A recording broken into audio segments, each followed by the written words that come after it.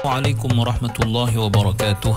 Innal hamdalillah nahmaduhu wa nasta'inuhu wa nastahdihi wa nastaghfiruh wa natubu ilaihi wa natawakkalu alaihi wa na'udzu billahi min shururi anfusina wa sayyiati a'malina. Man yahdihillahu fahuwal muhtadi wa man yudlil falan tajida lahu waliyyan murshida.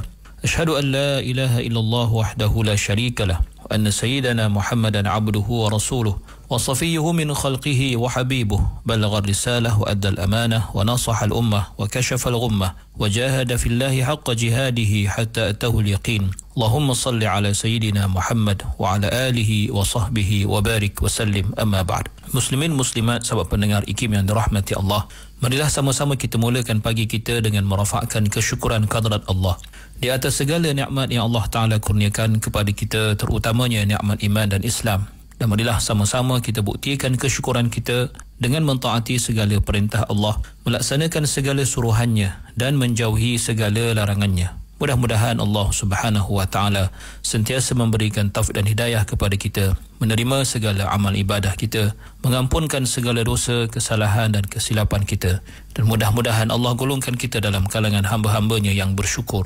Muslimin muslimat yang dirahmati Allah, kita berada pada ayat yang ke-83 daripada surah Al-An'am. Allah berfirman, A'udzu billahi minasy syaithanir rajim. Wa tilka hujjatuna atainaha Ibrahim 'ala qaumihi narfa'u darajatin man nasha'. Inna rabbaka hakimun alim.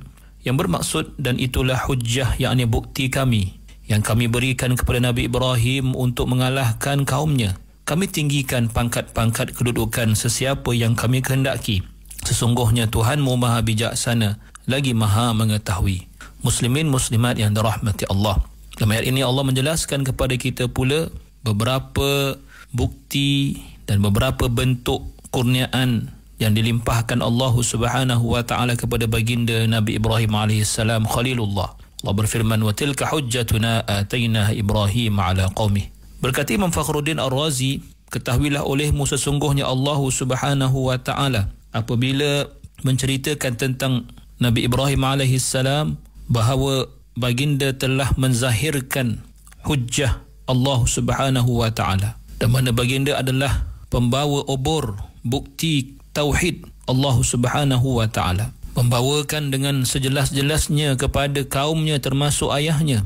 Maka pada ayat ini Allah Subhanahu wa Ta'ala menjelaskan kepada kita pula beberapa bentuk nikmat dan juga limpahan kurnia Allah kepada baginda. Yang pertama pada firman-Nya, wa tilka hujjatuna atainaha Ibrahim, dimaksudkan dengan sesungguhnya kamilah, yakni Allah Subhanahu wa Ta'ala yang telah mengurniakan kepada baginda, kepada Ibrahim alaihissalam hujjah tersebut, dan kami telah tunjukkan dan jelaskan kepadanya dan memberikan kebijaksanaan kepadanya untuk membentangkannya secara yang sebenar kepada kaumnya. Yang kedua, Allah Subhanahu wa Ta'ala menjelaskan betapa Allah memberikan kelebihan kepada baginda, iaitu berupa kemuliaan dan pangkat serta darjat yang tinggi di sisi Allah Subhanahu wa Ta'ala. Pada firman-Nya selepas itu, narfa'u darajatim man nasha', kami tinggikan darjat sesiapa yang kami kehendaki.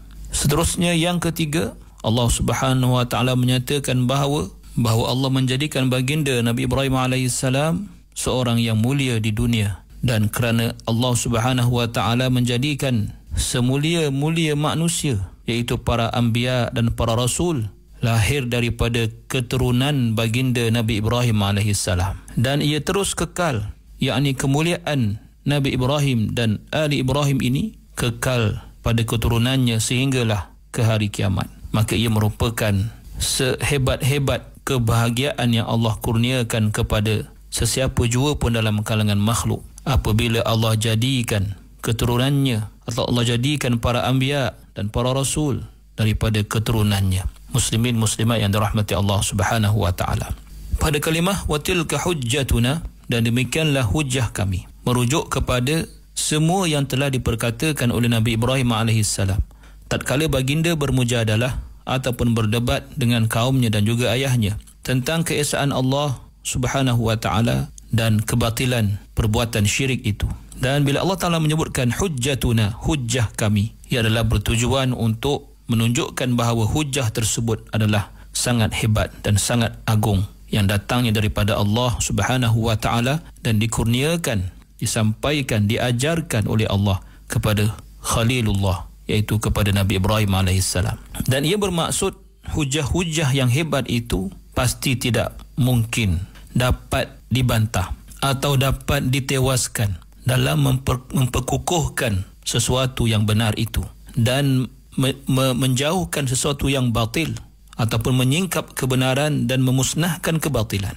Yang semua itu adalah dikurniakan oleh kami, kata Allah, kepada Nabi Ibrahim AS, agar baginda akan dapat mengatasi kaumnya dengan hujah yang dibawanya dan akan sama sekali menyebabkan mereka akan tidak mampu untuk berdebat lagi atau menyatakan hujah untuk menafikan apa yang dibawa oleh baginda alaihi salatu wassalam. Muslimin muslimat yang dirahmati Allah, pada frasa narfa'u darajatim man nasha' yang bermaksud kami, yakni Allah, meninggikan darjat siapa yang kami kehendaki dalam kalangan hamba-hamba kami dengan darjat yang tinggi berupa al-ilmu wal hikmah, ilmu dan hikmah. Kalimah ad-darajat pada asalnya merujuk kepada tangga-tangga atau tingkatan-tingkatan pada tangga yang kemudiannya difahami secara maknawi merujuk kepada tingkatan-tingkatan kebaikan sebagai suatu metafora ataupun perlambangan.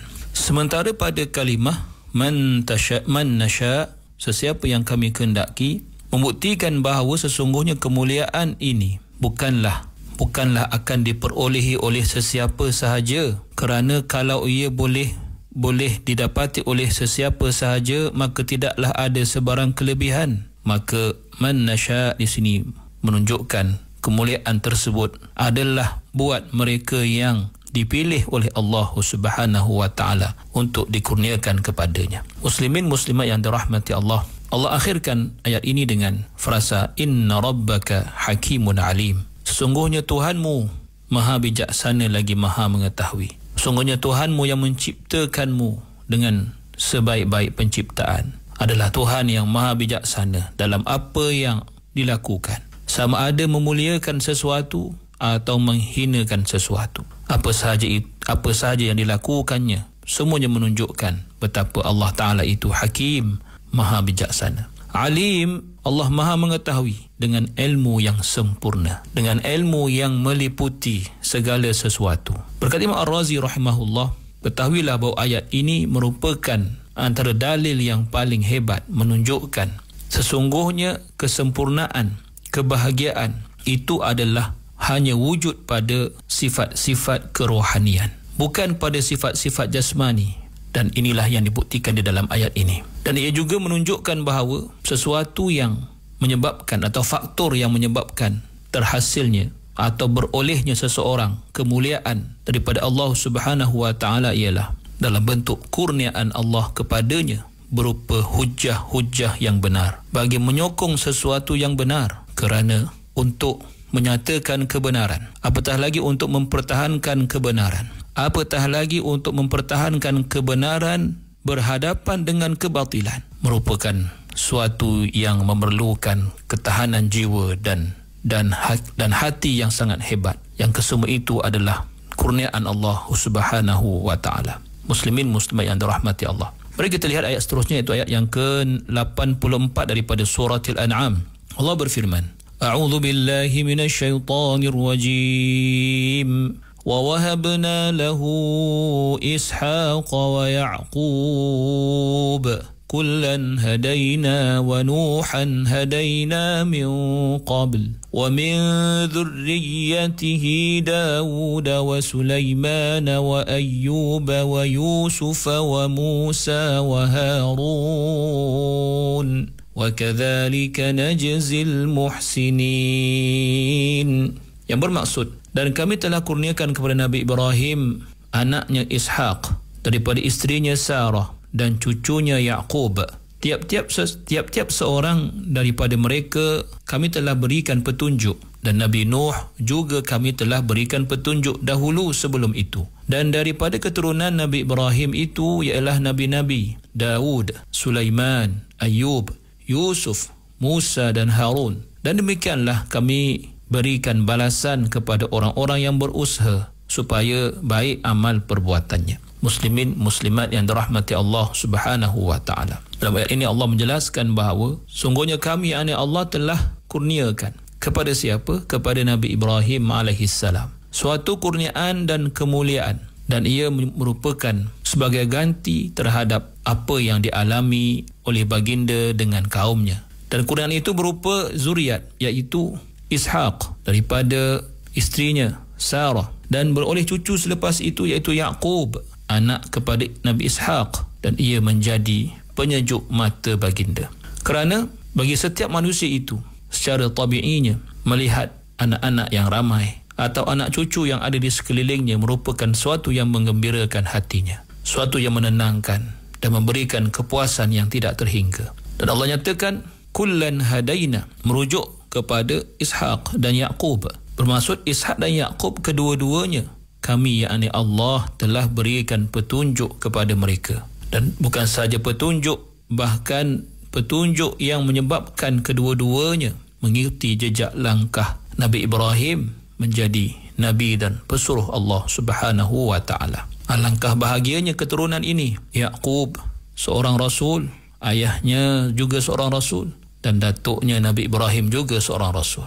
Dan pada kalimah kullan di situ bermaksud setiap seorang, iaitu Nabi Allah Ishaq dan juga Yaqub diberikan hidayah tersendiri, iaitu hidayah bagi setiap orang daripada mereka. Maka apakah lagi cerita dalam ayat ini? InsyaAllah akan kita jelaskan dalam pertemuan akan datang. Qulu qawli hadha wa astaghfirullahal azim li wa lakum. Wassalamu alaikum warahmatullahi wabarakatuh.